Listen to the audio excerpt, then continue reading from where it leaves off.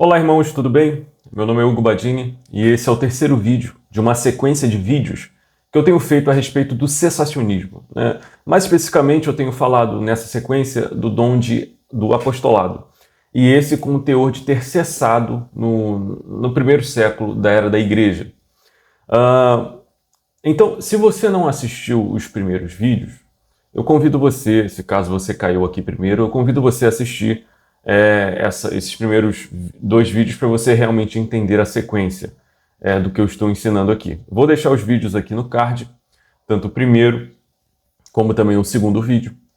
Então assista esses primeiro e depois venha aqui assistir esse terceiro, que a gente vai estar dando continuidade ao assunto. Nesse vídeo agora a gente vai entrar no aspecto da dedução lógica, que é um dos pilares para acharmos a base bíblica para o cessacionismo, e eu espero que vocês gostem e sejam edificados, em nome de nosso Senhor Jesus Cristo.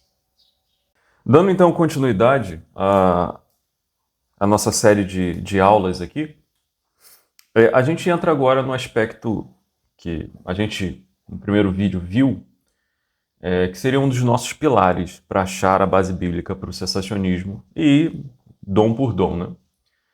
Então a gente chega à dedução lógica. A dedução lógica, muitas vezes, ela é ignorada totalmente, né? Pelos continuistas. Parece que isso aqui não existe. Existe por conveniência a eles, né?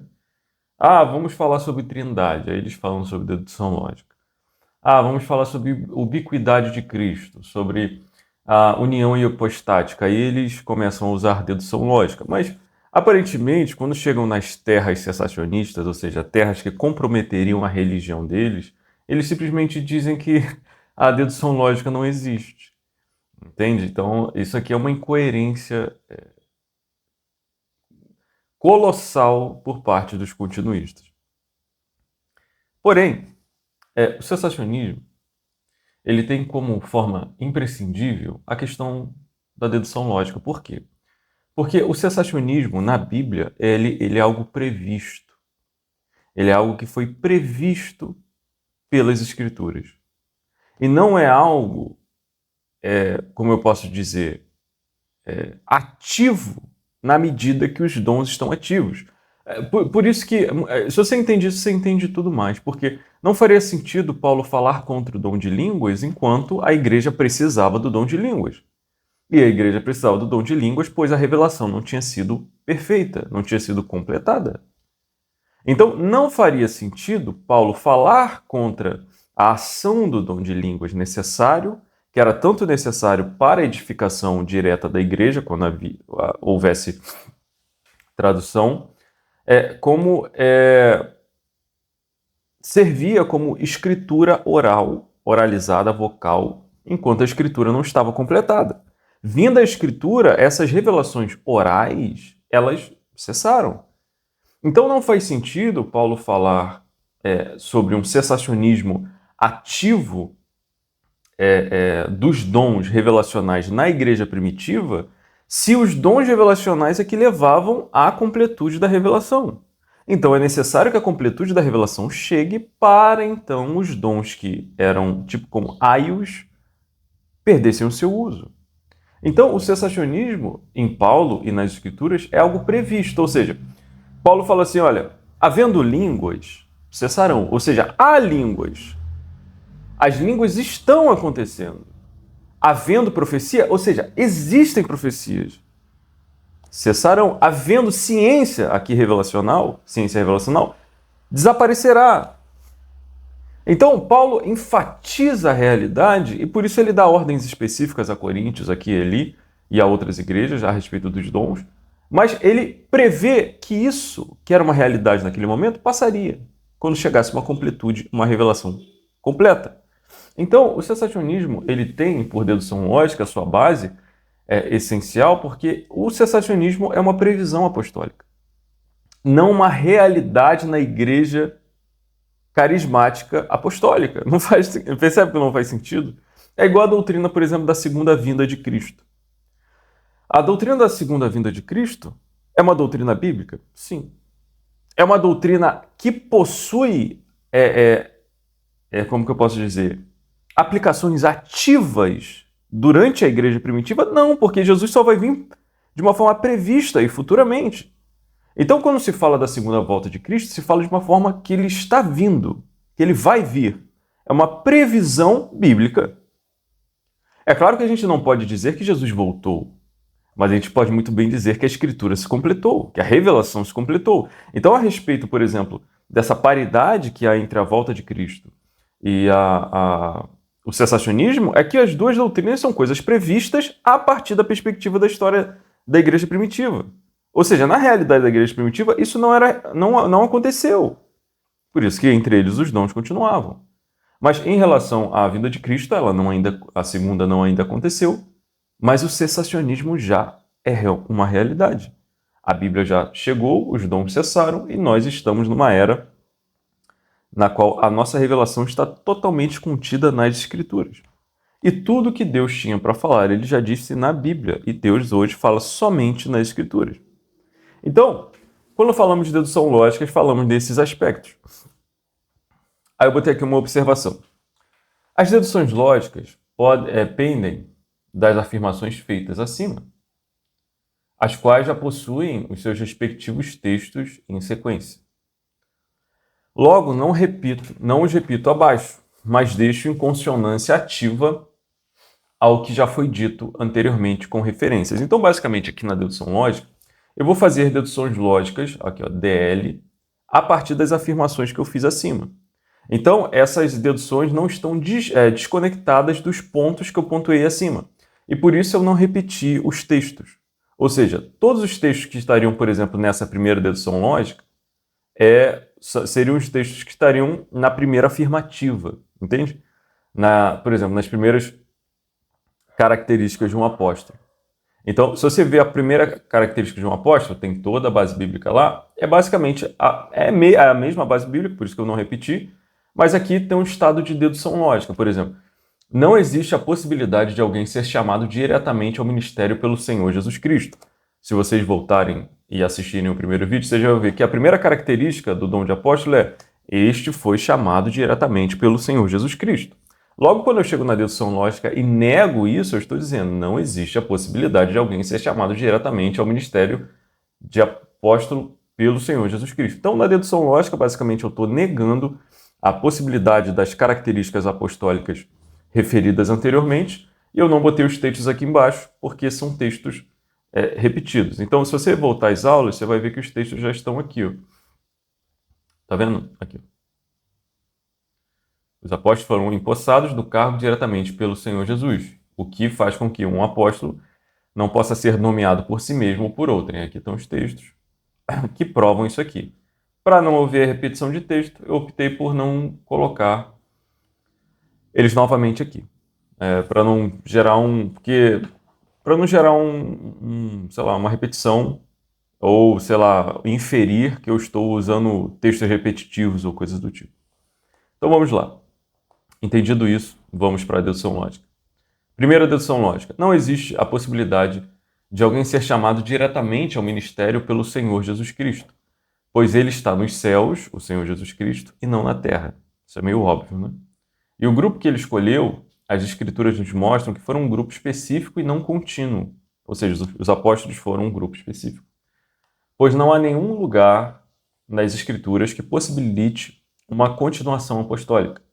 Tanto que para o bispado do apóstolo Matias foi necessária a utilização e cumprimento de uma profecia do Antigo Testamento, como também a qualificação de ter estado presente no ministério terreno do Senhor Jesus, desde o seu início, ali com João Batista, até a ascensão, o batismo de João. Né?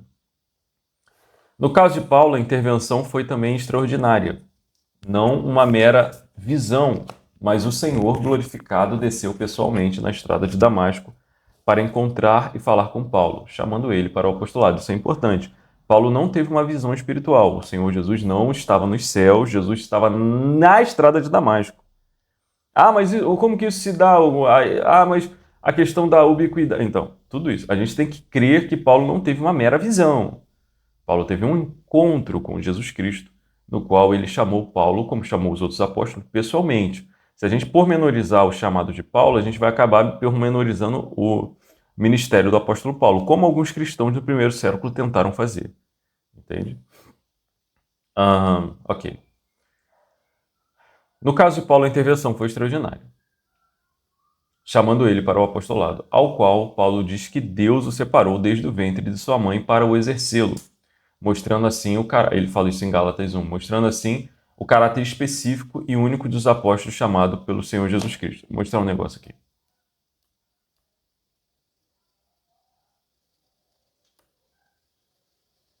Aqui, ó, tá vendo? A citação que eu fiz lá, que Paulo foi chamado desde o ventre, que está em Gálatas 1, 11 e 12. Ou seja, todas as bases estão aqui nas características do que eu estou falando aqui na dedução lógica. Ventre de sua mãe para exercê-lo, mostrando assim um caráter específico e único dos apóstolos chamados por Cristo Jesus. Fora que o tempo de seus ministérios também foi único, abrangendo um período singular da passagem do evangelho dos judeus para os gentios, juntamente com a destruição de Jerusalém e do templo, culminando na dispersão dos judeus, como Jesus previu, e o fechamento final do cânon. Então é um momento muito específico do grupo apostólico, né? Então, se vocês perceberem, algo que eu quero que vocês se atentem, é o seguinte: a dedução lógica, ela é uma dedução impossível de ser refutada como não bíblica, quando ela é feita corretamente. Porque, por exemplo, todas essas frases que eu disse aqui não são versículos. Eu não estou citando ninguém. São frases que eu escrevi. Mas são frases que estão de acordo completamente, invariavelmente, com o que o texto está dizendo. Ou seja, uma dedução lógica é uma base bíblica irrefutável, quando está correta. Se eu falo que não existe possibilidade de alguém ser chamado diretamente ao ministério pelo Senhor Jesus Cristo, isso é algo que a Bíblia testifica, mas é uma frase que eu escrevi. Existem deduções lógicas que podem deduzir logicamente errado, sim, mas estas não. Se você perceber o teor pelo qual eu fiz essas, não são opiniões. Essa é a diferença. Muitas vezes as pessoas pensam que a dedução lógica é uma opinião. Eu tenho uma opinião sobre o apoio. Não interessa a nossa opinião. A dedução lógica não é uma opinião. É uma não é nem uma interpretação, é uma compreensão e uma datilografia, podemos dizer assim, de algo que o texto está dizendo. Por exemplo, se o texto diz que e a virgem conceberá e dará à luz um filho. Isso é um versículo. Mas se eu falo, olha, Maria, é uma frase minha. Maria, esposa de José, deu à luz a Jesus Cristo, numa manjedoura, apareceram os magos. Eu estou basicamente falando frases que não são frases exatamente versículos, ipsilíteres. Mas é o próprio texto sendo narrado. E você não vai poder inferir nenhum erro se eu narro o texto corretamente. Ou seja, uma exposição bíblica é uma dedução lógica. E uma vez que você expõe biblicamente alguma coisa com uma dedução lógica correta, não se pode falar absolutamente nada contra. Por exemplo, o que um continuista vai falar a favor disso aqui? Nada. Não existe a possibilidade e não existe. Se qualquer coisa que ele tenta deduzir aqui será opinião. E opinião não importa. Porque aqui não é uma opinião. E se não é uma opinião aqui, ele não pode opinar em cima. Isso aqui é um fato lógico. Isso aqui é como um resultado de um cálculo. A gente viu as características, as funções, o resultado do cálculo é esse. Você, para alterar o resultado do cálculo, você vai ter que alterar as funções de um apóstolo e as características de um apóstolo. E é isso que eles tentam fazer e falham miseravelmente por conta dessas bases bíblicas aqui, que são terríveis para eles. Primeira dedução lógica. Agora vamos para as segundas. Então, assim, não há possibilidade, basicamente, a gente conclui biblicamente que não há possibilidade de apóstolos hoje dentro dessa dedução lógica. Outra dedução lógica. Não é possível ser alguém hoje apóstolo, pois também este não teria que ser apenas nomeado pelo Senhor pessoalmente, mas também tudo que este hoje ensinasse teria de ser de cunho primário, ou seja, este novo apóstolo teria que ter aprendido direto do Senhor e não por tabela, nem mesmo, pasmem, o que este ensinasse poderia ser da Bíblia diretamente. Mas este apóstolo como foram todos, teria autoridade de falar a partir de si os ensinos de Cristo, como tendo autoridade. Basicamente, o que eu estou dizendo é o seguinte, eu não estou falando que o apóstolo aqui, ele falaria algo contra a Bíblia, mas ele falaria algo que não seria a partir da Bíblia, mas a partir de si. Pois ele teria essa autoridade, como Paulo fala, Cristo em mim fala, Cristo por mim fala. Então, a questão é que, por exemplo, os falsos apóstolos que são intitulados hoje, eles têm tanto métodos esquisitos, interpretações esquisitas, falas esquisitas, mas todas essas falas eles tentam tirar da Bíblia. É claro que tem uns mais abusados, né, que falam que tem aparições do Senhor Jesus Cristo, que um anjo apareceu e falou coisas diretas, então ele fala essa coisa direta para a igreja. Mas, querendo ou não, esses apóstolos de hoje, eles sempre tentam ter esse caráter um pouco pastoral, né, de voltar para a Bíblia, de tentar expor a Bíblia de uma forma que lhes favoreça.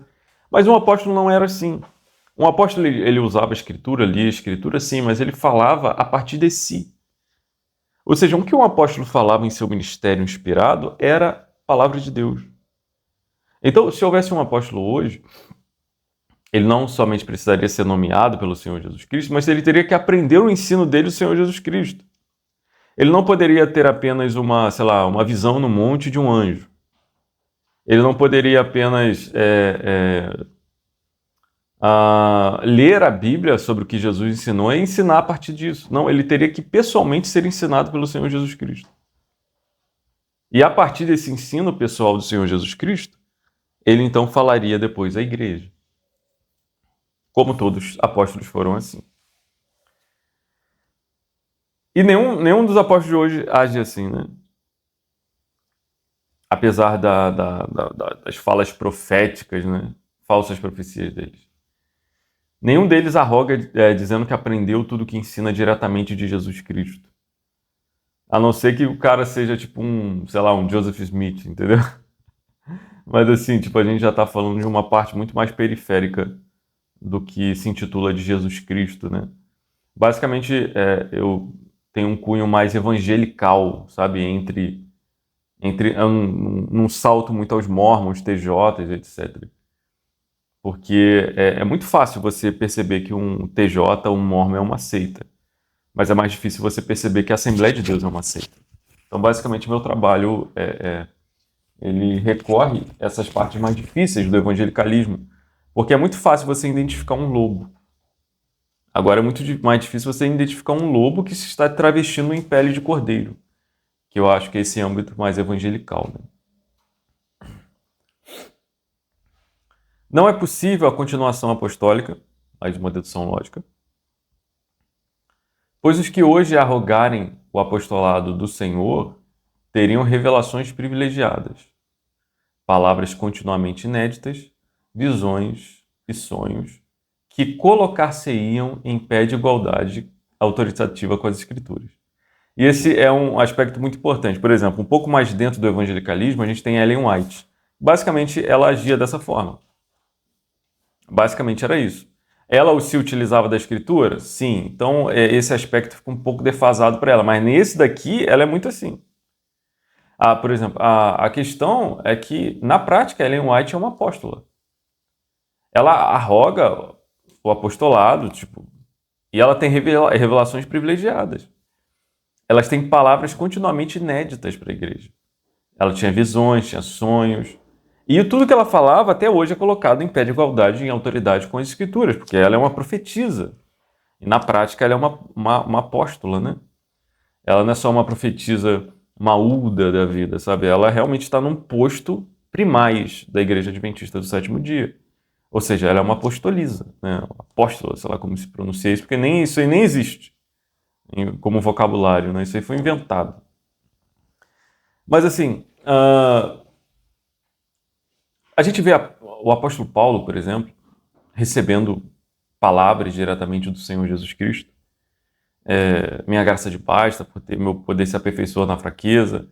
Ou ainda tenho muita gente tenho muito povo nesta cidade, tenha bom ânimo e coisas do tipo. A gente tem os apóstolos recebendo visões, Pedro recebendo visões de lençóis do céu, o sonho com o Macedônio, o anjo indo libertar Pedro de uma prisão, pessoalmente o anjo foi lá. Então, assim, a gente tem aspectos num apóstolo que faz com que ele seja um canal imanente de revelação muito exclusivo e um canal de revelação muito, muito, muito peculiar, é algo impressionante. Ele não é um cristão comum em seu ministério, ele não tem um ministério comum. Ele é um cristão, como comumente todos são, mas ele não tem um ministério comum. É algo absurdo. E se a gente arroga que existem uns apóstolos hoje, como Paulo, Apolo não, Paulo e Pedro, André e Tiago, Filipe e João, ou quando tentam pormenorizar a questão dizendo, são só missionários, né? Mas, cara, se a gente fala que há apóstolos hoje, nós estamos dizendo que, além das Escrituras, nós temos uma autoridade na boca daquela pessoa. É a Bíblia mais a boca daquela pessoa. Se você fosse de uma igreja, por exemplo, de Éfeso, e você tivesse, sei lá, durante o culto, o presbítero, durante o culto, estava lendo Isaías 53 e explicando ali como aquilo se aplica ao Senhor Jesus Cristo. E de repente chegasse o apóstolo Paulo e começasse a pregar em seguida alguma coisa, sem usar textos, usando apenas os ensinos que ele recebeu do Senhor Jesus Cristo. O que foi pregado pelo presbítero em Isaías 53 tem o mesmo pé de igualdade do que Paulo ia começar a falar. E essa é a questão autoritativa comparativa entre as Escrituras e os apóstolos. Eles são um grupo absurdamente único e singular. A comparação deles com qualquer outro tipo de ministério é simplesmente absurda. Dizer, então, que esse ministério continua é mais absurdo ainda. E agir como um apóstolo, por exemplo, a Ellen White não se autodenominava apóstola, ou apostoliza, mas na prática era isso. Meu amigo, até papagaio fala. Com a boca, você pode falar, até o diabo fala. Entendeu? Falar qualquer pessoa fala, mas assim, a prática mostra a questão, sabe? O cara pode falar numa luta, eu sou mais forte que você, eu vou sobrepujar você, eu vou ganhar você, mas na hora da luta ele perde. Então não adianta. A demonstração da realidade sempre se dá na prática, não na teoria. A demonstração é uma demonstração. Então, ainda que eles falem que ela não seja uma apóstola, ela age como uma. Muito pelo contrário, os católicos afirmam que o Papa é um apóstolo. É o pontífice, o vicário de Cristo na Terra. Então, assim, alguns dizem que não são e dão uma maquiada, outros já dizem abertamente que são, mas no final eles estão exercendo uma autoridade igual. Igual ao quê? Igual à autoridade das Escrituras. Dedução lógica seguinte. Não é possível hoje termos um apóstolo gentil. Por exemplo, um apóstolo brasileiro. Isso aqui é muito interessante, né? Eu falei lá nos primeiros vídeos sobre a característica dos apóstolos serem eles todos judeus. Isso, como uma característica inata, mostra que realmente Deus não chamou nenhum apóstolo gentil. Ponto final. Mas eles eram judeus. Mas a nenhuma viúva de Israel foi enviado o profeta, senão a de Sarepta de Sidom. E a nenhum leproso de Israel foi enviado o profeta, senão a Naamã, o Ciro. Então, assim, mas por que então Jesus não chamou um gentil para ser apóstolo? Porque a gente vê que essa é uma característica e vontade de Deus que fosse algo entre os judeus. Então, se você é brasileiro, chileno, americano, tira o seu cavalinho da chuva. Se esses apóstolos brasileiros aí, só pela nacionalidade deles, eles já estão reprovados. É algo bem simples, né? Chega a ser simplório, mas assim, é um fato. O homem que arrogar para si a autoridade de um apóstolo necessariamente precisa ser um judeu, como é uma inevitável característica. E sabemos que os judeus não aceitam o Senhor Jesus Cristo. E muito menos aos apóstolos. Então por que se eles não aceitam o Senhor, por que eles iam se titular os apóstolos? É interessante isso. É óbvio, né, gente? Mas só que é verdade. E dentre os chamados judeus messiânicos, são judeus que acreditam que Cristo é o Messias, não se soube ainda de alguém se levantar rogando ser um apóstolo de Jesus Cristo entre eles. Porque alguém poderia dizer, mas em os judeus messiânicos alguém pode se levantar e se denominar apóstolo. Claro que teriam que ser judeus messiânicos neopentecostais, assim, né? Seria algo bem terrível. Mas não se levantou. Mas ainda que este existisse entre eles, nem poderia também ser legitimado, pois seria reprovado em todos os outros anteriores pontos necessários em suas implicações. Ainda que um judeu messiânico se autodenomine apóstolo e tente usar como essa característica de ser um apóstolo sempre um judeu, nem por ser judeu ele seria um apóstolo verdadeiro. Porque primeiro ele não poderia se autodenominar, nem teria autodenominado por outros. E em todas as outras características e funções, ele seria reprovado. Vocês podem se lembrar de Matias, e tinha um outro homem chamado o Justo, né? Chamava ele de o Justo. E esse irmão não foi chamado para o apostolado, foi Matias. Mas ele era judeu, mas ele tinha todas as características levantadas por Pedro em Atos 1. Mas nem por isso foi chamado, entendeu? Então ser judeu não é suficiente. Nem ter acompanhado o Senhor Jesus em todos os seus ministérios é suficiente. O que otorgou Matias como válido foi que o Senhor o chamou. Antes de qualquer coisa. Antes de qualquer característica. Então essa é mais uma dedução lógica.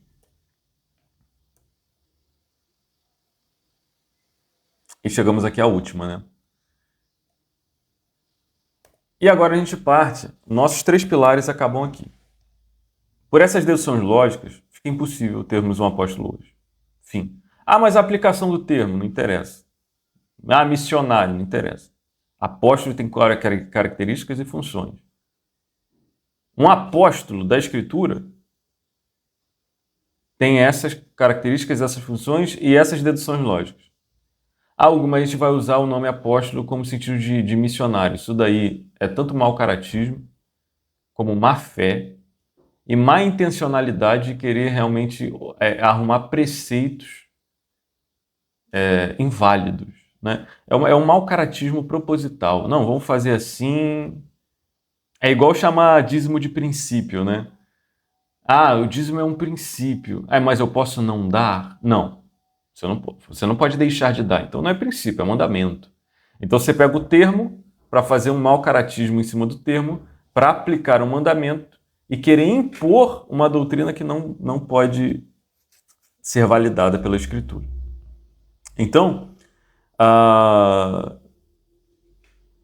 é impossível um apóstolo hoje. Então, a gente chega à conclusão, pelas características, funções de dedução lógica, que esse dom cessou e ponto final. Ponto final. Falou fora, está errado. Falou fora, está reprovado. Falou fora, está indo contra a fé.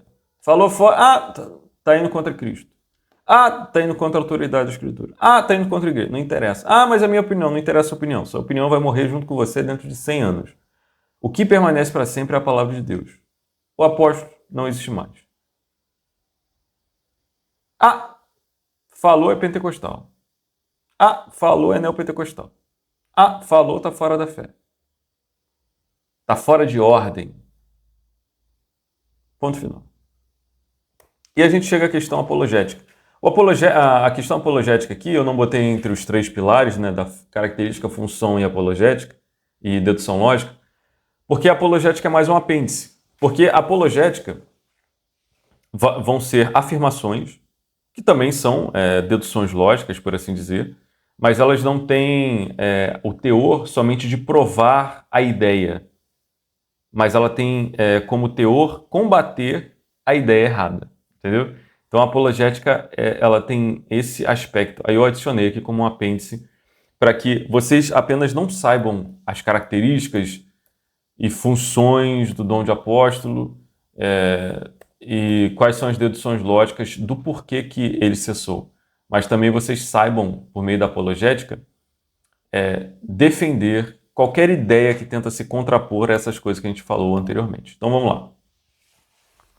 Apologética contra o falso dom dos continuistas.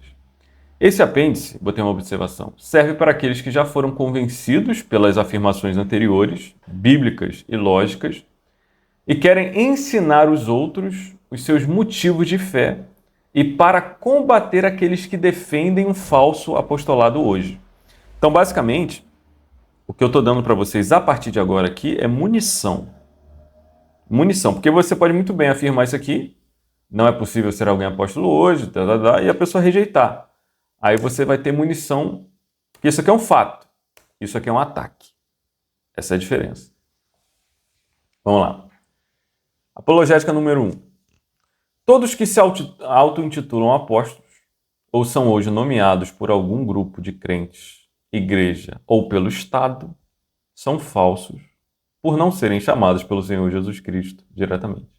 Então, você percebe que a apologética ela se distingue da dedução lógica porque a dedução lógica é uma negativa do porquê bíblico que alguém não pode ser verdadeiramente um apóstolo.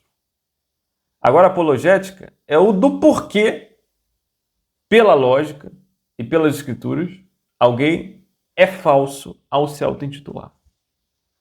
Um fala sobre como não ser, como é impossível ser, e o outro fala como é falso aquele que diz que é. Essa é a apologética. Apologética ponto 2. Todos os fundadores de seitas arrogam para si revelações ou métodos inéditos, e estas, até o momento de suas revelações, estavam escondidas dos homens, agindo eles assim como apóstolos, intermediadores pioneiros da revelação divina. Por exemplo, muitas igrejas pentecostais se iniciaram porque tiveram revelações extraordinárias com Jesus Cristo. Ou seja, ele recebeu uma visão, recebeu não sei o que, recebeu não sei o que lá. E a partir dessa visão, ele começa um movimento.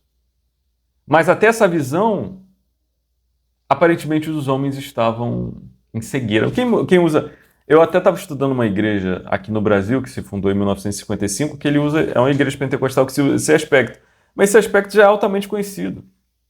Constantino teve uma visão, Joseph Smith teve uma visão, encontrou as barras de ouro, falou que a igreja tinha se apostatado, aí ele foi chamado para criar-se uma igreja, que seria a Igreja dos Santos dos Últimos Dias, ou seja, até aquele momento, a verdade estava obliterada.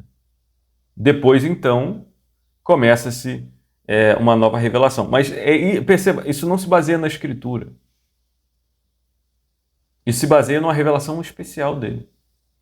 Charles Fox Parham fez isso, William Seymour fez isso. Eles diziam, no começo da Rua Azusa, que os dons tinham cessado na história da igreja e que Deus, na virada do século, tinha inundado aquele grupo específico.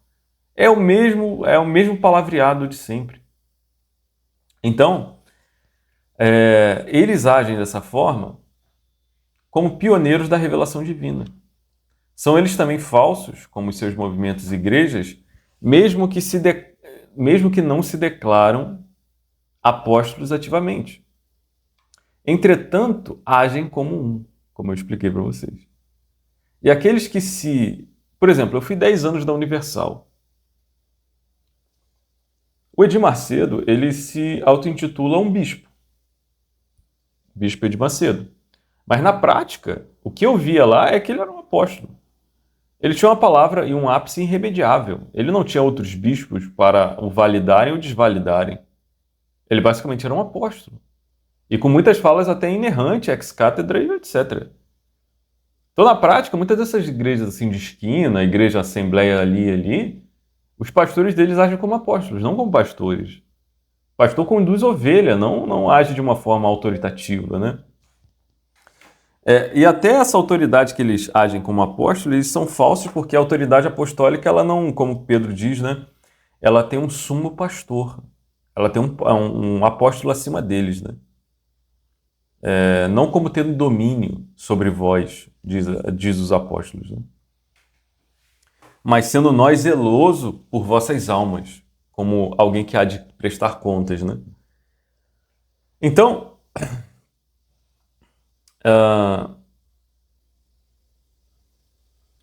entretanto, agem como um apóstolo. E aqueles que ativamente se auto-intitulam ou que são por outros intitulados apóstolos são falsos.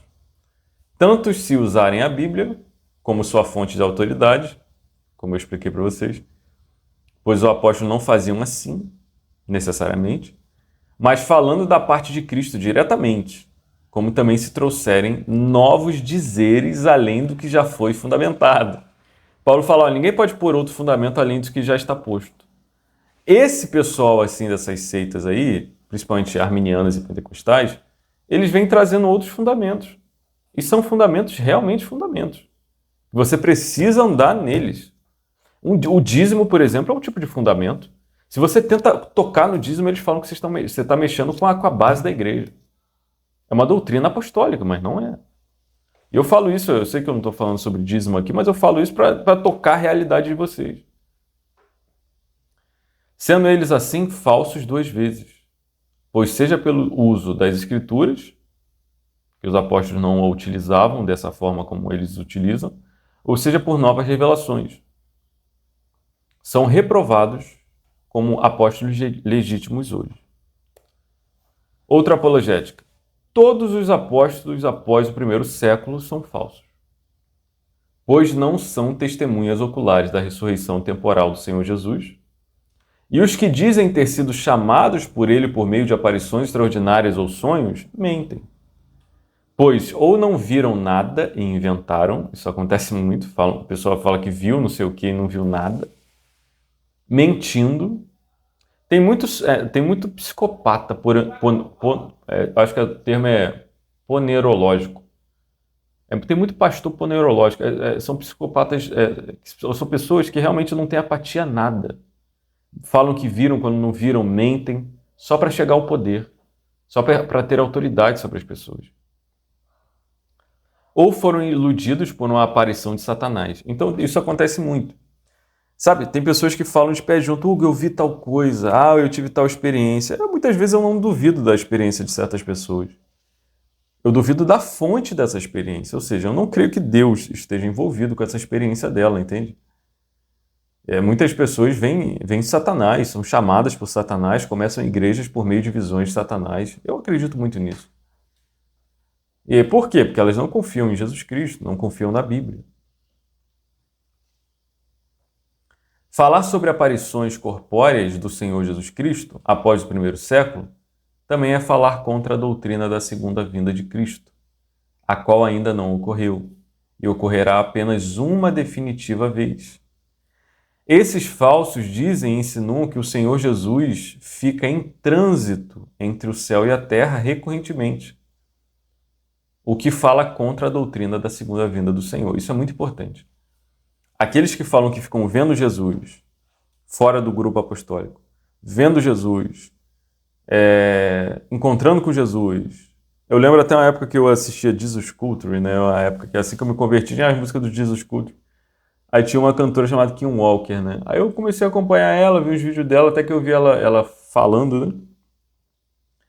Que ela estava na varanda de uma casa de oração lá e Jesus apareceu com ela, para ela, e começou a conversar com ela e etc. Eu fiquei chocado, sabe? Eu falei, gente, tem coisa errada aí.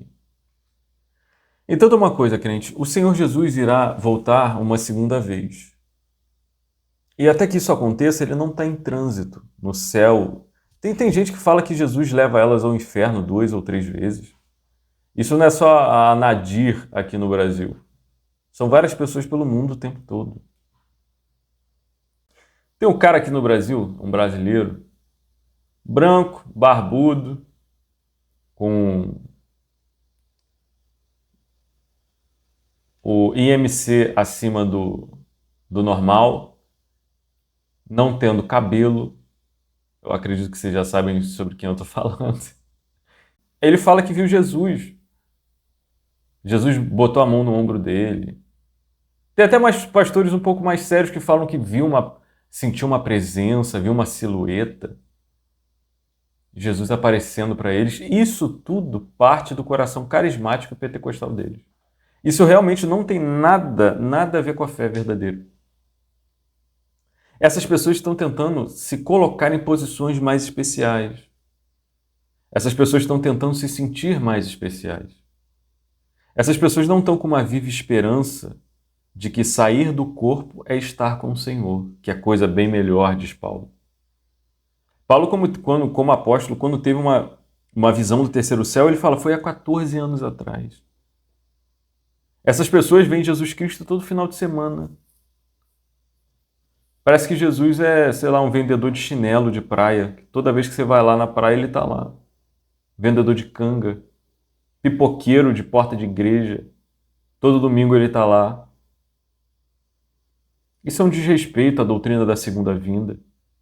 É um desrespeito às promessas das Escrituras.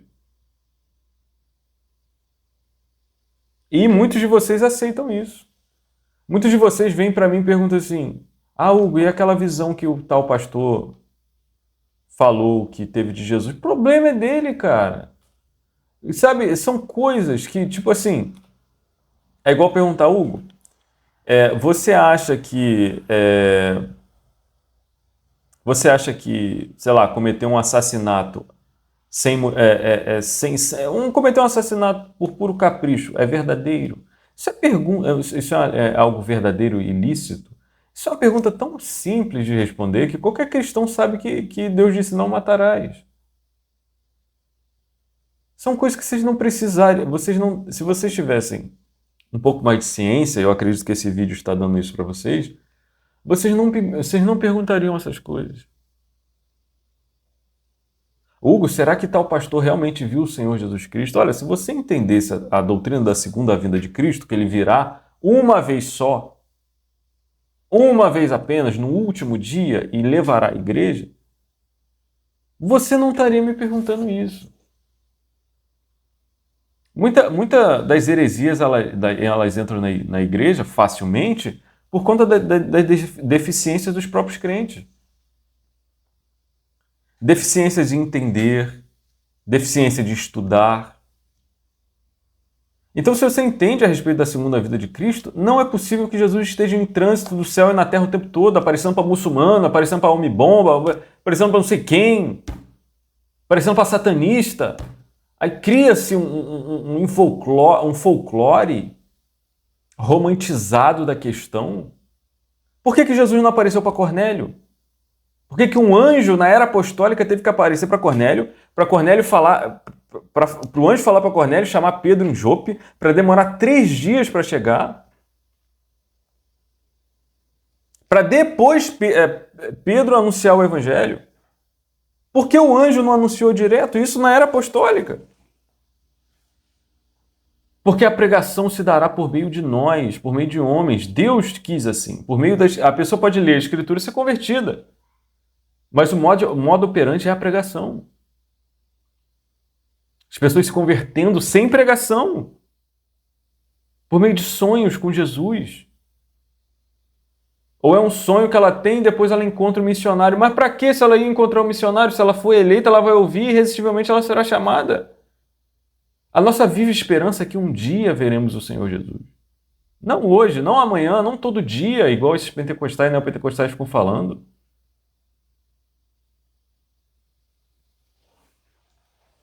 Vamos lá.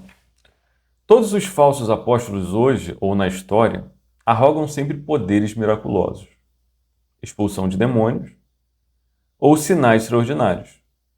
Mas quando averiguados seus atos, esses estão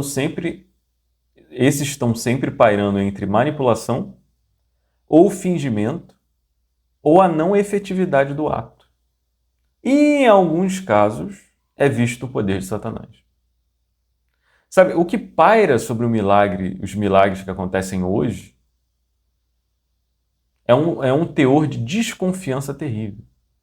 Se vocês entenderem que, na época do Senhor Jesus Cristo e dos apóstolos, ninguém questionava os milagres, nem os fariseus. Os fariseus, ao não questionarem, atribuíram os milagres a Beelzebul. mas não ousaram descredibilizar a veracidade deles. Aquele interrogatório que eles fazem com o cego responde, se ele é falso, eu não sei. Uma coisa eu sei, eu era cego e agora eu posso ver. Não havia dúvida dos milagres. Hoje, uma descredibilização paira sobre os curandeiros, né? E até quando Satanás age com o seu poder, fazendo algumas coisas, até nisso há pecado. Porque é Satanás também, né?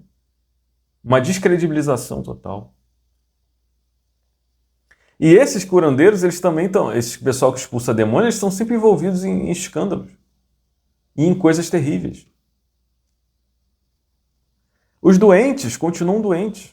Os endemoniados voltam a ficar possessos. Isso aqui eu vi, tipo assim, durante 10 anos na Universal. A mulher ia lá, ficava endemoniada, gritava, ficava toda torta, tal, obreiro, sai! Aí na semana seguinte ela estava lá de novo. Quando a gente vê o Gadareno, quando a gente vê a endemoniada de Filipos, eles não só foram expulsos de seus demônios, mas eles nasceram de novo. Foram convertidos. É uma obra libertadora, é uma libertação. Não só de Satanás, mas também do pecado. Interessante, né?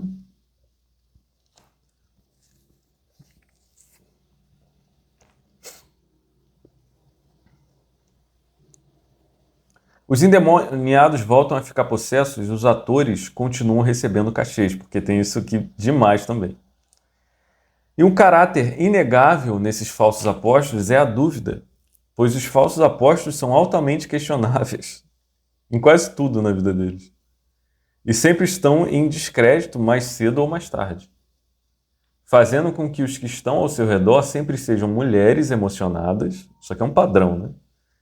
Que arrastam consigo maridos letárgicos, que são os famosos bananas, e filhos desconexos, né? Filhos que não estão realmente conectados nem com o que está acontecendo, nem com o culto, nem com as informações, nem com nada. A mulher é uma emocionada, o marido é um banana e o filho é um baderneiro. Então aí você já tem uma família reunida fazendo volume nesses locais. Ou pessoas pobres e doentes, ou fiéis facilmente manipulados. Você pode ver que esses apóstolos, eu via isso muito na Universal. A Universal ela patrocinava uma empresa aqui na minha cidade, da Universal que eu era. Ela pagava uma empresa de ônibus para sempre disponibilizar ônibus nos bairros pobres. Seja o Manuel Correia, seja o Jacaré, são bairros muito pobres aqui da região. E os obreiros iam pelas casas chamando as pessoas para ir para a igreja. Vamos para a igreja, seu milagre vai chegar, sua bênção vai chegar, vamos, vamos, vamos. E eles enchiam os ônibus literalmente. Domingo após domingo, domingo após domingo. Chapocavam as pessoas. O ônibus ia lotado de gente. Aí chegava na catedral, descia aqueles ônibus e mais ônibus e mais ônibus. 5, 6 ônibus todo domingo. Até 10 ônibus eu já vi. Muito mais, talvez. 500 pessoas entravam naquelas igrejas, naquela catedral. Pessoas pobres, pessoas buscando cura, prosperidade, buscando coisas básicas do ser humano. E muitas pessoas doentes também, com esperança de que seriam curadas. Enquanto elas só estavam fazendo volume a esses movimentos, né, para que esses movimentos sejam acreditados como verdadeiros. Ou fiéis facilmente manipulados. Isso aqui eu vi muito também. Isso acontece em toda igreja. Sempre tem aquele bajulador, aquela pessoa que acredita muito no pastor, no ministério dele, que ele é um homem de Deus e blá, blá, blá, blá, blá, blá, blá, blá. É aquele braço direito, né? São aqueles fiéis que estão sempre com os falsos apóstolos, apoiando eles e também acabam participando da mamata, né? Ganham um dinheirinho ali, um cargo ali, um negocinho aqui, um negocinho ali, uma facilidade aqui e ali. Então, esses aqui são os sanguessugas, né? Os quais, por conta de sua inata situação, pobres, doentes, pessoas manipuláveis, mulheres emocionadas, maridos bananas que querem agradar a mulher, filhos que nem têm consciência de existência ainda, os quais, por conta de sua inata situação, não podem facilmente chegar ao conhecimento do que é um verdadeiro apóstolo, a não ser por intervenção divina. Eu lembro que na Universal tudo era muito feito para que a pessoa realmente não tivesse a oportunidade de ter consciência de julgamento se aquilo era verdadeiro. Porque tudo era vendido como verdadeiro. E a única coisa que poderia ou não legitimar ou não legitimar aquilo seria a escritura, que era algo realmente obsoleto. Era mais um dos amuletos religiosos daquele local. Isso se repete não só na Universal, mas em vários outros movimentos. Na verdade, em todos os movimentos pentecostais e neopentecostais e arminianos. Então, dando continuidade, a gente tem aqui mais um ponto apologético, que é o seguinte. Todos os falsos apóstolos de hoje possuem uma vida de prazer, confortabilidade e fama, muito diferente dos apóstolos verdadeiros. Literalmente, os apóstolos de hoje são milionários e alguns bilionários, sendo abastados, bem de saúde, elogiados pelo mundo afora, quistos, como os papas, que são falsos apóstolos também, e nunca perseguidos ou mortos pela verdade. Ao invés de uma coroa de espinhos, estes sempre possuem em suas cabeças coroas de ouro e de honra, sendo mais amigos do mundo do que amigos de Deus. Isso aqui não tem como, num mundo governado por Satanás e pelo pecado, você realmente ser um representante da verdade e você não padecer nenhuma perseguição. Paulo disse, foi-lhes dado não somente o crer em Cristo, mas o padecer por ele. Seja em qualquer nível de esfera que você esteja, não é ser chato, não é buscar um soco na cara, vamos botar assim, né? Não é aquela pessoa que bota o louvor, o pentecostal que bota o louvor no mais alto som para os vizinhos serem convertidos por osmose e passam a ser odiados por serem chatos. Não, ninguém vai. Muito dificilmente alguém vai fazer mal a uma pessoa que age assim. As pessoas vão fazer mal a pessoas que, pela verdade, não cedem aos pecados delas, não cedem à ideologia dela. Por exemplo, um papa de um pontífice de uma igreja católica, se ele fosse firme em relação ao aborto, muitas nações odiariam o papa. Mas, na verdade, ele é um ser político, ele está sempre com todas as nações. Entende? Então, a verdade em relação aos verdadeiros apóstolos é que todos morreram, sofreram e foram, ou a única exceção foi João, que foi exilado, mas isso é tão ruim quanto morrer. Porque realmente a gente não está falando de uma prisão com um cafezinho da manhã, né? Com uma gelatinazinha de morango. A gente está falando de uma prisão em Patmos, né? Na época do Império Romano. Então você vê um velho, possivelmente fazia trabalhos escravos, né? E não havia piedade, né? O desenvolvimento da piedade se dá muito pelo cristianismo propriamente. Um outro ponto que a gente tem aqui é o seguinte: todos os apóstolos de hoje, falsos que são, sempre estão mentindo sobre novos avivamentos, sobre novas profecias, sobre novos acontecimentos paranormais, sobre novas unções, movimentos e aparições fantásticas, sendo que eles, na verdade, nunca veem nada e nem podem, pois não têm parte nesse ministério, como Pedro disse, aquele falso ensinador, né? Então, sempre num ad infinito de mentiras e enganações, são inflamados pelo pai da mentira e nunca se firmam por isso na verdade. Então, uma característica primais dos falsos apóstolos hoje, ou daqueles que exercem um falso apostolado, é que eles estão sempre mentindo. E eles precisam sempre criar mais mentiras e novas mentiras e mentiras em cima de mentiras para conseguir se manter como algum tipo de autoridade, sabe? Inquestionável.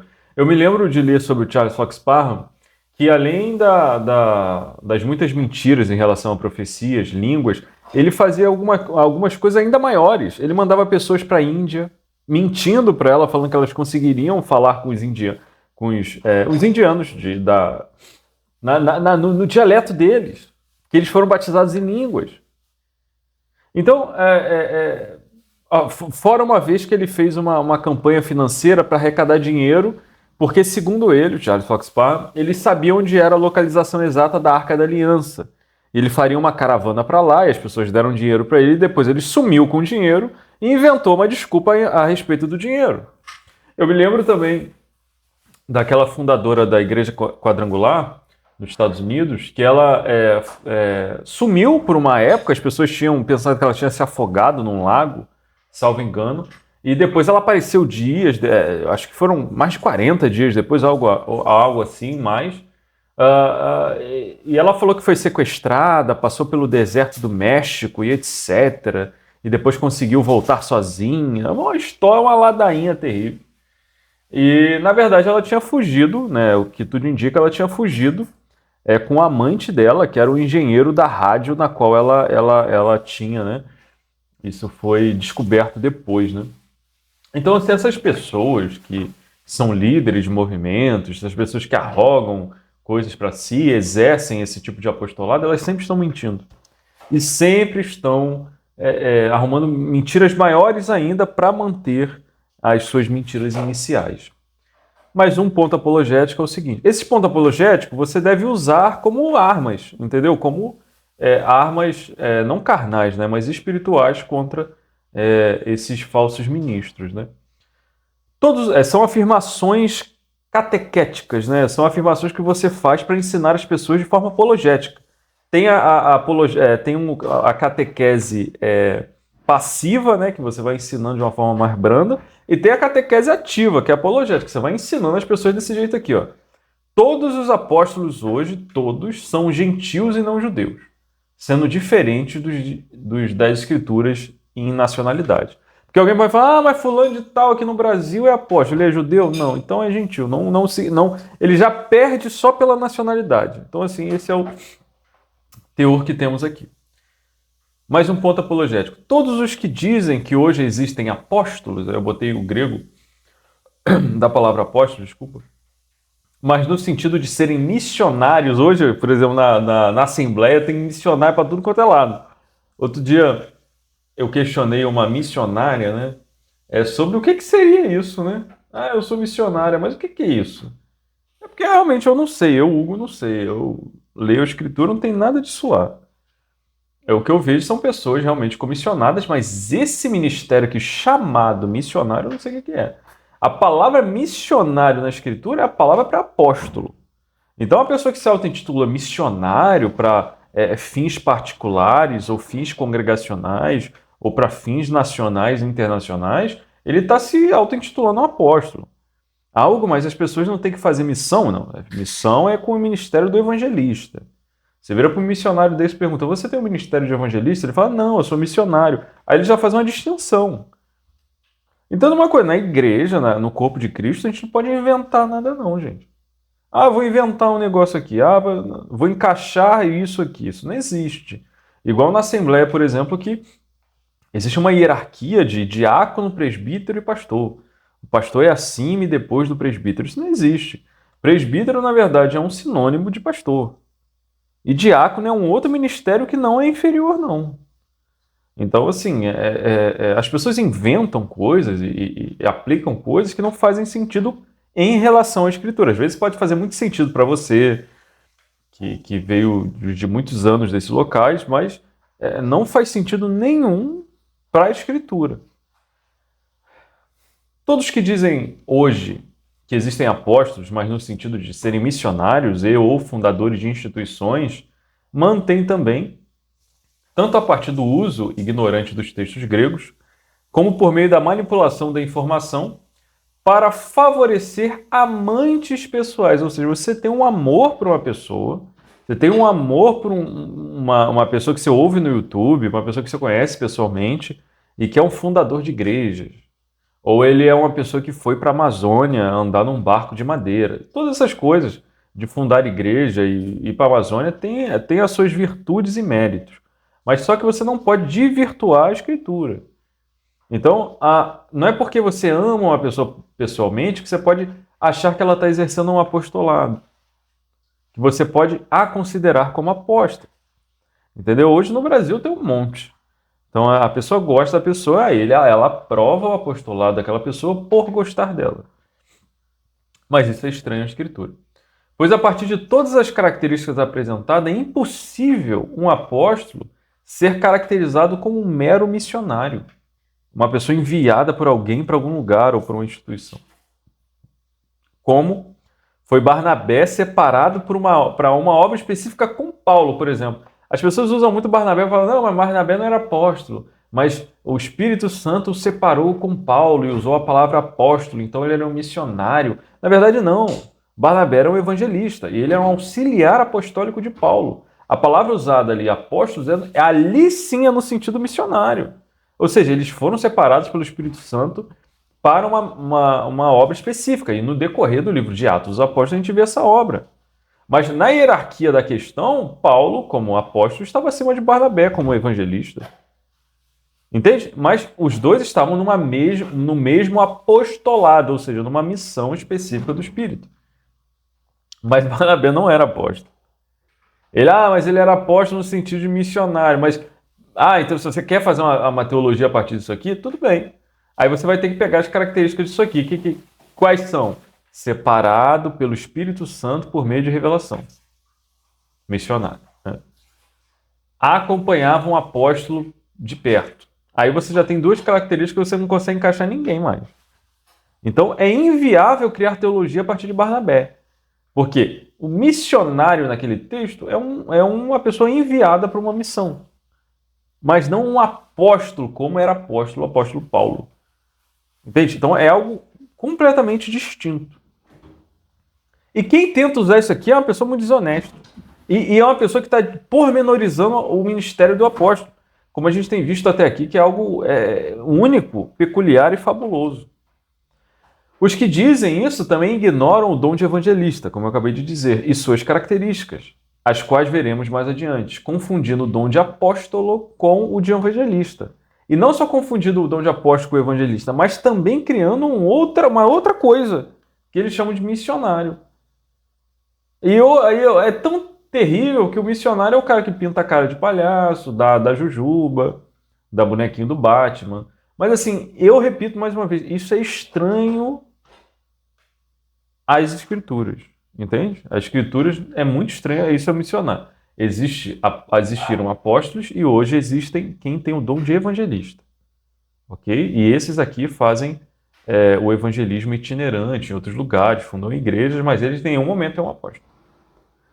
Nem no uso do termo, nem no ministério por suas características e funções. Mais um ponto apologético. Todas as mulheres que se dizem apóstolas. Mais um ponto apologético. Todas as mulheres que se dizem apóstolos ou que são consagradas apóstolas ou apostolisas, sei lá o nome que vão dar, uma invenção, então é um neologismo, né? Pecam dobrado, pois tanto tudo que foi dito contra os falsos apóstolos, homens, se aplicam a elas, as reprovando, como se adiciona o fato de que o Espírito Santo não concede esses dons a elas devido ao gênero mesmo. Isso é muito importante, principalmente quando a gente chegar no dom de pastor, né? Porque hoje tem poucas apóstolas, assim, pelo menos que as que eu conheço, mas eu conheço algumas, principalmente da internet, mas que mais tem a pastora, né? Mas quando a gente chegar na questão da pastora, a gente vai falar esse mesmo aspecto aqui. Que o Espírito Santo não concede certos dons às mulheres é por causa exatamente do gênero. Não é por causa de capacidade intelectual, não é porque elas não são crentes, não é porque elas não têm capacidade homilética de ensinar, não é nada disso, é por causa do gênero mesmo. Deus quis que o gênero masculino tivessem dons, exercessem ministérios que as mulheres não vão exercer. Então mulher não pode ter dons? Quando a gente chegar em alguns dons, a gente vai perceber que mulheres podem ter esses dons segundo as Escrituras. Mas outros dons, como por exemplo o ministerial de apóstolo, mulher não pode ter por causa do gênero. E o que uma mulher cristã deve fazer mediante isso? Deve aceitar. Não, mas isso é uma construção machista dos apóstolos que eram homens. Não, Jesus tinha Maria Madalena, outra Maria, tinha a própria mãe dele, que ele poderia botar como apóstola. Mas ele não fez. Ele apareceu primeiro para as mulheres, mas nem por isso chamou elas ao ministério como apóstolas, enviadas. Na verdade, Jesus nunca enviou mulher nenhuma. Nem na época dos 70, Nem na época dos apóstolos, nem em lugar nenhum. Nem nas missões itinerantes com ele, nada. As mulheres serviam com outras coisas, com ofertas, fazendo comida, auxiliando nas questões de femininas que eles precisavam, como cuidados com roupas. Tem um episódio com uma prostituta, não era seguidora, talvez tenha se tornado depois, lavou os pés de Jesus com lágrimas em seus cabelos. Então a mulher, na questão ali, com o Senhor Jesus e com os apóstolos, elas sempre estavam numa posição de serviço. E serviço doméstico, por mais que isso doa aos ouvidos feministas de hoje. Elas anunciaram a ressurreição do Senhor para os próprios apóstolos, anunciaram. Mas em nenhum momento elas têm um ministério de apóstolo. E por causa de quê? Por causa do gênero. Deus não quis dar às mulheres esse ministério. Não tem dificuldade. Quando a gente chegar na pastora, essa mesma característica vai surgir também. Então, às vezes eu não gosto de discutir com mulher a respeito apesar de eu ter debatido esses dias com uma, eu não gosto porque muitas delas vão falar um monte de coisa, mas eu sei que sabe, eu sei que Deus não concedeu certos dons para as mulheres. Por exemplo, se eu creio que Deus concedeu certos dons para mim, sabe, eu não vou me pôr para ficar debatendo questões ou fazendo tratados teológicos com mulheres. Não vou fazer. Eu ensino por exemplo, eu ensino a minha esposa, converso com a minha esposa, aprendo com ela, mas eu em nenhum momento deixo ela exercer nenhum tipo de ministério sobre mim. Muito pelo contrário, eu que exerço sobre ela. Por quê? Porque essa é a ordem natural e espiritual das coisas. E Deus que estabeleceu assim, não é uma construção patriarcal. Entendeu? Então, essa questão da apóstola é realmente o Espírito Santo, Deus, não concede esse dom ministerial a ela devido ao gênero. Então, se é mulher e apóstola, só por ser mulher já não é. Quando a questão do gentil é a mesma coisa, só por ser gentil já não é. Agora, se a mulher é gentia e a mulher, aí já não é apóstola também, pior ainda. Entenda, sabe por que é tão terrível deixar que algumas mulheres, isso destrói igrejas nos Estados Unidos, muitas aqui no Brasil, deixar mulheres exercerem serviços espirituais que eram para homens, pela seguinte coisa: se a elas não é concedido esses dons, como que elas podem realmente ser úteis em todas as demandas que uma igreja possui? Porque sem o dom, elas não podem e não vão conseguir exercer essas coisas corretamente. Logo, essa igreja vai ruir de várias formas, de várias maneiras. Não tendo nenhuma mulher, dando continuidade aqui, não tendo nenhuma mulher parte no apostolado do primeiro século em nenhum nível. E muito menos hoje, que esse dom não existe mais, sendo todas mentirosas. Todas. Por isso está aqui o gênero, a aplicação feminina da questão. Todas. Por quê? Porque a escritura não abre nem conversa para isso. É incrível, é realmente algo não conversado. Último ponto apologético é o seguinte: todos os papas, pastores neopentecostais. Aqui, pastores neopentecostais é porque eles acabam exercendo em suas igrejas um tipo de apostolado. Né?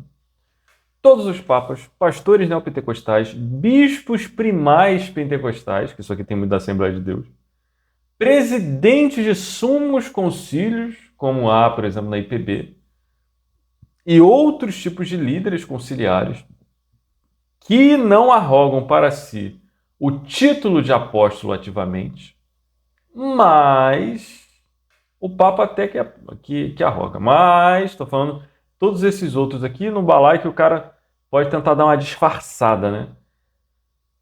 O título ativamente, mas agem veladamente como apóstolos, principalmente pela característica de inquestionamento. Né? Todos eles são falsos apóstolos também. Percebe? Não é só no papel, entendeu? É na prática. Toda essa galerinha aqui que age como apóstolo são falsos apóstolos também. Pois em suas denominações /seitas, que esse aqui pode até ter em denominação reformada, por exemplo, barra seitas inventadas por eles ou que colocaram eles no poder. Estes são o próprio Jesus Cristo em pessoa. Isso aqui é muito real. Isso aqui é muito real. Aqui na minha cidade teve até um cara que usou um texto de Moisés e Arão, que Deus fala assim: eu falarei com Moisés, e Moisés falará com Arão, e Arão falará com o povo. Eu serei Deus para Moisés, e Moisés será Deus para Arão. E por consequência acaba que segue para o povo. E o cara falou assim, porque tipo, Moisés seria Deus para Arão. Então Deus estava botando Moisés numa posição de um apóstolo, né, digamos assim. Uma questão mais rústica. De ser o representante direto para Arão, que seria o interlocutor com o povo, de falar diretamente com ele. Aí o cara aqui na região falou assim, assim como para Arão Moisés era Deus, eu para vocês aqui nessa igreja sou Deus. Aí ele fez uma aplicação bonita, exegética, só para dar aquela agradabilidade para a gente que ama passar o pano, né? Dizendo que Deus revelava as coisas diretamente para ele passar para o povo.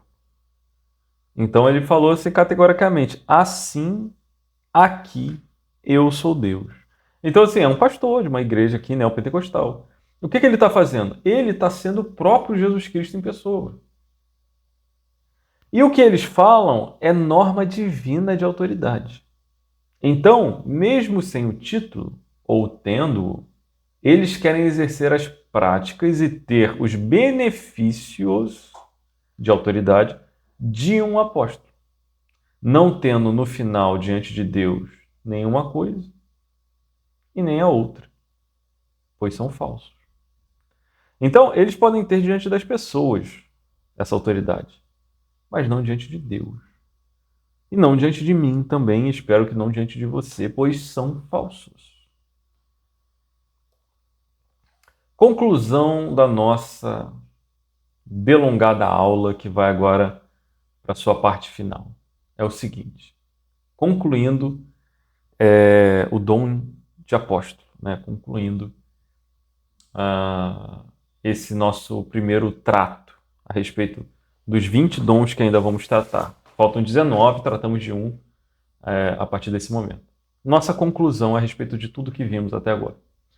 Apresentados os textos, as características do dom de apóstolo verdadeiro e suas funções, compreendemos das Escrituras e deduzimos logicamente dela que esse dom ministerial atingiu e esgotou o seu objetivo com o grupo de 13 apóstolos do primeiro século, os 12 apóstolos mais Paulo.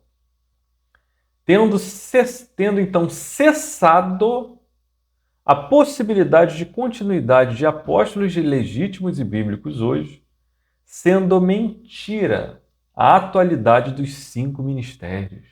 Eu creio na atualidade dos 5 ministérios. Falou o cara com a blusa da Abercrombie e um tênis da Dolce Gabbana que lê NVT e congrega numa igreja de LED. Meu irmão, já passou o tempo de a gente não ouvir essa gente. Tem uns irmãos que às vezes me mandam as dúvidas desse povo neopentecostal, de pentecostal, que fala, eu creio nos 5 ministérios. Cara, a gente não deveria perder tempo nem ouvindo essa gente. Pessoal com terno prateado. Entendeu? Um negócio realmente paralelo, um cristianismo paralelo. Daria até um bom título de livro, né? Cristianismo paralelo. Falando coisas que eles nem sabem, nem entendem, nem estudaram nada. E nem estudar em semináriozinho que está tão vendido quanto a igreja, não. Mas nem estudaram na Escritura. Essas coisas são estranhas à Escritura. Eu creio na atualidade dos 5 ministérios. Meu Deus. Pois os apóstolos foram um grupo específico do primeiro século que, cumprindo a vontade do Senhor ao seu tempo de ministério, com milagres e prodígios, desapareceram, não é desvaneceram. Teve um desmaio. Aí desmaiei, aí eu vou acordar depois. Tô com o joelho ralado. Desvanecentista diz isso, né? Os apóstolos desmaiaram, mas o Espírito Santo pode, Deus quer? Essa é a pergunta. Deus quer? Deus indicou na Escritura que quer? Então, o desvanecentismo é uma brincadeira política de seminarista, de seminário interdenominacional que não quer ter problema, entendeu? Então, assim, desapareceram, não desvaneceram. Desapareceram. A palavra grega é cartageu, né? Foram aniquilados, desativados. Esse é o sentido grego que Paulo usa, por exemplo, em 1 Coríntios 13, 8. Desapareceram após a chegada do evangelho até os confins da terra. Eu posso falar mais para frente sobre essa questão de como Paulo cumpriu, né, os confins da terra chegando em Roma, e então Lucas interrompe o seu livro, cumprindo o ID e com a finalização exaustiva e final do cânon das Escrituras em 66 livros. Ou seja, essa é a missão apostólica. Um grupo específico do primeiro século, que cumprindo a vontade do Senhor em seu tempo de ministério com milagres e prodígios, desapareceram após a chegada do Evangelho até os confins da terra, cumprindo o ID, que Jesus mandou aos apóstolos, e com a finalização, eles se desaparecem com a finalização exaustiva e final do cânon das Escrituras em 66 livros. Se você fala que o cânon da Escritura começa no ano 400, você é um ignorante. Você acha que realmente a igreja tem poder de estabelecer a Bíblia. Não tem. A igreja reconhece os livros. Ela não estabelece livro nenhum. É função da igreja reconhecer, não estabelecer. Então, quando o último apóstolo escreveu o último livro, botou a última letra, o cânon fechou. Se isso demora 400 anos para ser reconhecido, isso é um outro problema logístico dos homens, não interessa, é uma outra coisa. Mas o cânon se fecha, a inspiração se fecha, não pelo reconhecimento, nem pelo estabelecimento de homem, mas pelo fim da revelação. E o fim da revelação já se dá no primeiro século, com o fim da Era Apostólica, fechando a Bíblia em 66 livros. Sendo assim, todos os apóstolos, depois desse grupo de 13, são falsos e inflamados pelo diabo, inimigos da igreja e do Senhor Jesus Cristo. Isso é muito importante, porque muitas pessoas chegam só até aqui, ó, tá vendo? Esses pontos 66 livros, e todo mundo está concordando, está achando lindo, está achando, olha que legal. São os famosos passapanistas, né? Neocalvinistas. É verdade mesmo, vamos para cima, é isso mesmo. Até aqui, 66 livros. Chegou daqui para frente, eles botam o melzinho na boca e querem começar a dar ósculo santo em arminiano, quer começar a dar ósculo santo em Assembleia de Deus, quer começar a dar ósculo santo em pentecostal, quer começar a dar ósculo santo em neopentecostais. Por quê? Porque não quer perder a boquinha, não quer perder aquela portariazinha, né, eclesiástica que tem um negocinho ali todo ano. Mas aqui, ó, isso aqui isso aqui faz parte de tudo mais que dizemos, que é o seguinte: sendo assim, todos os apóstolos, eu falo isso porque tem um reverendo reformado, vou dar ele como exemplo, que esses dias atrás estava indo pregar numa assembleia lá, ou sei lá que canto que ele estava indo pregar, com 2 apóstolos. Estava ele lá pregando, o reverendo gravatinha reformado, com 2 apóstolos. 2 apóstolos. Isso é um absurdo, cara. Então, assim, eles gostam de ir só até aqui, ó. A partir daqui eles esquecem. É o seguinte: sendo assim, todos os apóstolos, depois desse grupo de 13, são falsos e inflamados por Miguel. É isso que está escrito aqui? Não, por Gabriel, por um anjo, ou pelo Cupido. Não, é pelo diabo. Entendeu? Todos são falsos, inflamados pelo diabo, inimigos da igreja e do Senhor Jesus Cristo, que devem, tanto eles como os que os aprovam, ó, tanto eles como os que os aprovam, receber por parte de nós cessacionistas. Se você não agir assim, você não é um cessacionista, você é um sabonetinho, você é um pseudo-cessacionista, você é um neocalvinista, você é qualquer coisa, você só não é cessacionista.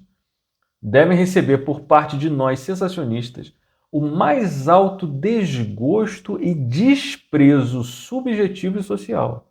Esse é o meu posicionamento e é o posicionamento de todos os sensacionistas na história da igreja. Gostando vocês ou não. Essa é a realidade. Subjetivamente, no meu coração, eu tenho um desgosto por qualquer pessoa que se auto-intitula ou age como um apóstolo. E eu tenho um desprezo subjetivo e social. Eu não falo, não cumprimento, não estou junto, igual o reformado gravatinha, pregando junto, abraçando, tendo jantares amorosos, que é um jantar de amor, né? É um amor cristão, um amor filéus. Eu não tenho isso. E vocês não devem ter, porque Jesus e os apóstolos não tinham isso. A gente não se assenta na roda daqueles que escarnecem do Senhor e daqueles que o Senhor chamou. Por quê? Porque nós tememos ao Senhor.